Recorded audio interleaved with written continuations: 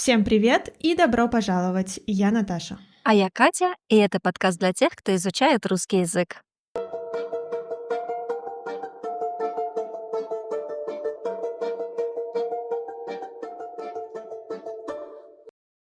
Сегодня мы будем обсуждать одну очень острую и важную для нас тему.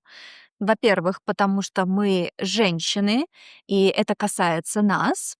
А во-вторых, потому что мы радикальные феминистки. Это шутка. Просто Наташу один раз так назвали в комментариях. Подтверждаю. Да. Дело в том, что в России произошла одна ситуация, о которой мы расскажем позже. И эта ситуация вдохновила нас на создание этого выпуска. Но об этом подробнее позже. Да, и у нас есть чувство, что в России сейчас такое полярное отношение мужчин к женщинам. Сначала поговорим о позитивном отношении к женщинам. Мы уже делали выпуск о русской женщине, и там говорили о стереотипах, о русских женщинах. И среди стереотипов был такой стереотип, что русские женщины очень требовательны. Они требуют от мужчины, чтобы он хорошо зарабатывал, обеспечивал семью, детей, чтобы он помогал по дому, чтобы он участвовал в воспитании детей. Также он красиво ухаживал, дарил цветы и подарки.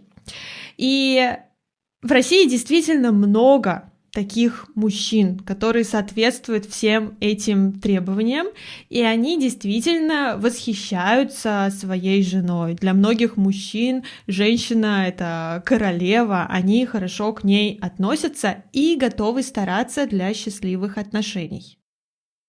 В России, и я думаю, не только в России, есть идея о том, что мужчина — это добытчик, он должен обеспечивать семью, а женщина должна вдохновлять мужчину, мотивировать его на новые победы. И вот интересно, что эта идея популярна не только среди женщин. Также мы можем видеть в Инстаграме, как набирают популярность блоги мужчин, которые учат молодых людей, как хорошо, красиво ухаживать за своей женщиной. И мы можем делать вывод, что для многих мужчин в России хорошо ухаживать и заботиться о своей женщине — это важно, и это ценность. Кроме того, я считаю, что в России можно встретить настоящих джентльменов, которые будут открывать тебе дверь, будут помогать снять пальто и не будут против заплатить на свидании. Да, для многих мужчин это признак хорошего воспитания. Они не представляют, как можно по-другому. И самое важное, что для многих мужчин это приятно позаботиться о женщине, и им нравится, им приносит удовольствие то, что их женщина счастливая. Да, также я вижу в интернете видео, где девушки-иностранки, которые встречаются с русскими парнями, хвастаются своими прекрасными отношениями и хвастаются его отношением к ним. И да, такие мужчины дарят цветы, дарят подарки и, конечно же, оплачивают счет в ресторане. И для многих девушек-иностранок это что-то невообразимое, то, что нужно ценить и чем нужно хвастаться в интернете. И перед тем, как мы продолжим, хочу напомнить, что у нас есть разговорный клуб. Разговорный клуб — это отличная возможность побороть языковой барьер, практиковать ваш русский регулярно, хорошо провести время, а также найти новых друзей. Все детали в описании, присоединяйтесь. Кроме того, сейчас будет немного неожиданный факт. Я училась в обычной школе, где драки между мальчиками было обычным делом. И, конечно, нужно сказать, что вообще никого не стоит бить. Это абсолютно абсолютно базовый принцип. Но в такой школе, где мальчики, знаете, живут по понятиям, ам, у них был принцип, что девочек бить нельзя. То есть даже в мальчиках была такая идея, что применение физической силы по отношению к женщине это неприемлемо, это находится за границами возможного. Но в то же время а, мы видим другую картину. Так как мы начали уже говорить о физической силе, физической агрессии, то продолжим эту тему. И нужно сказать, что тема домашнего насилия в России стоит очень остро. Дело в том, что в России нет закона о домашнем насилии. Это значит, что иногда, когда была какая-то физическая агрессия по отношению к человеку в семье, агрессор может просто получить штраф вместо настоящего тюремного заключения.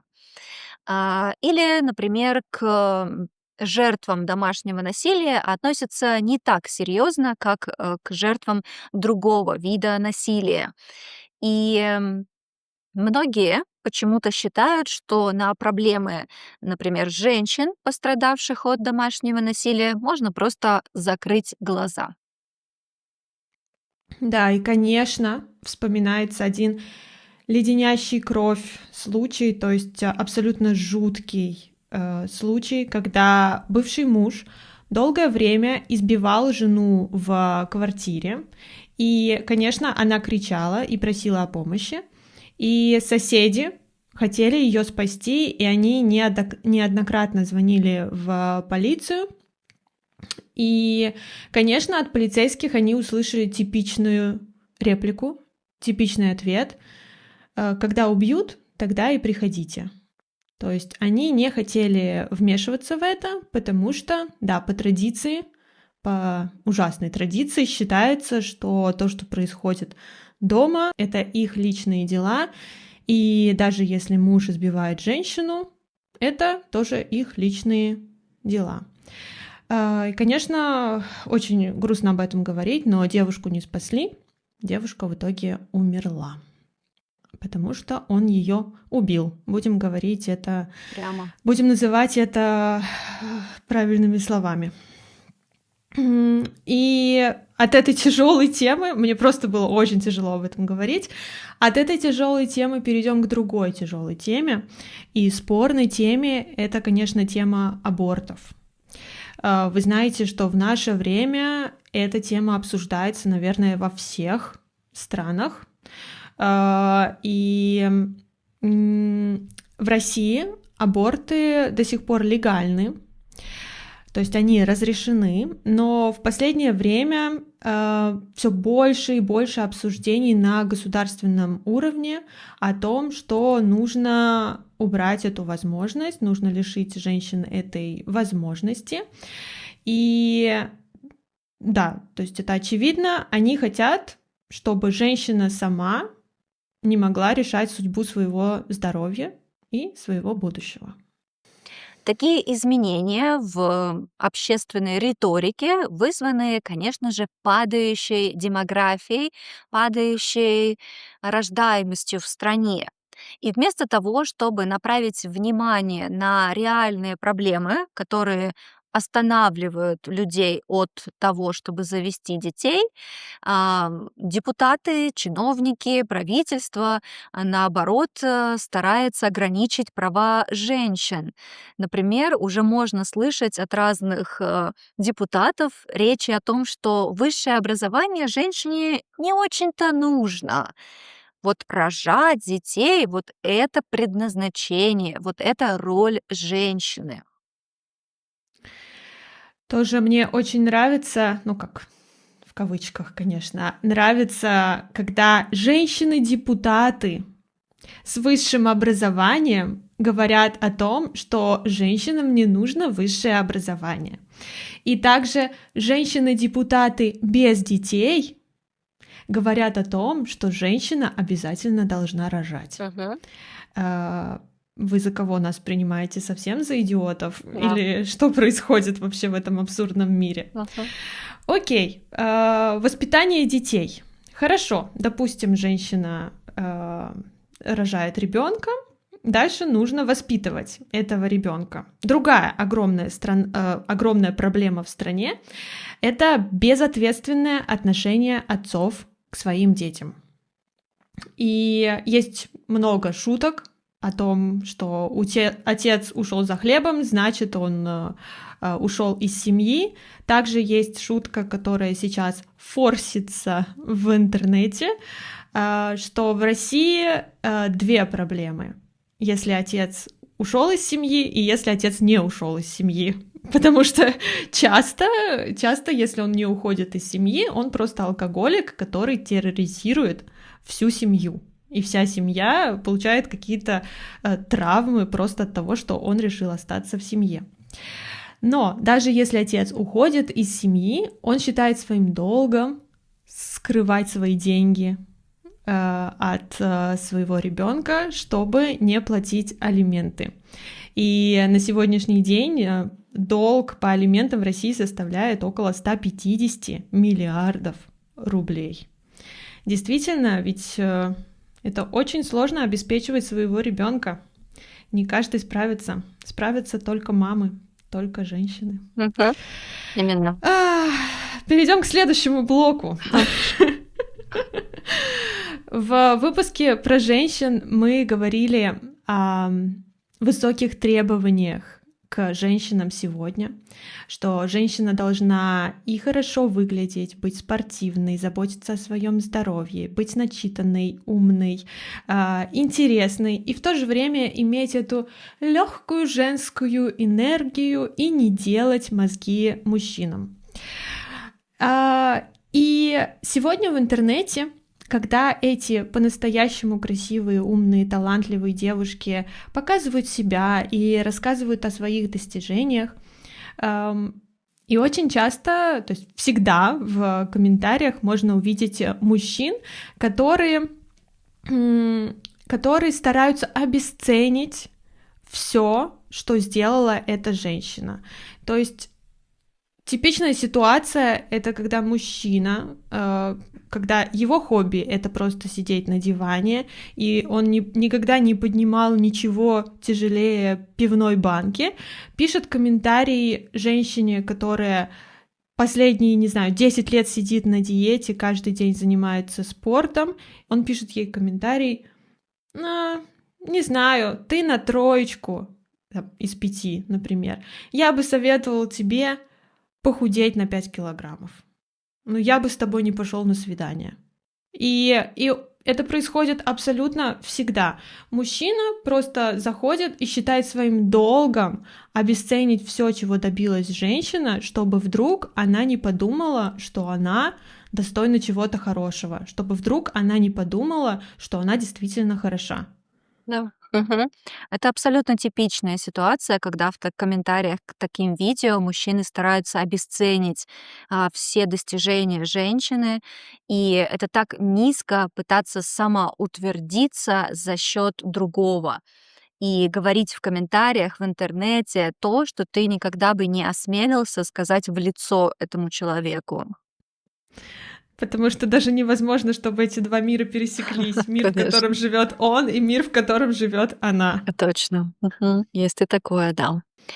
Ну и теперь вернемся к тому, почему мы решили записать это видео сегодня.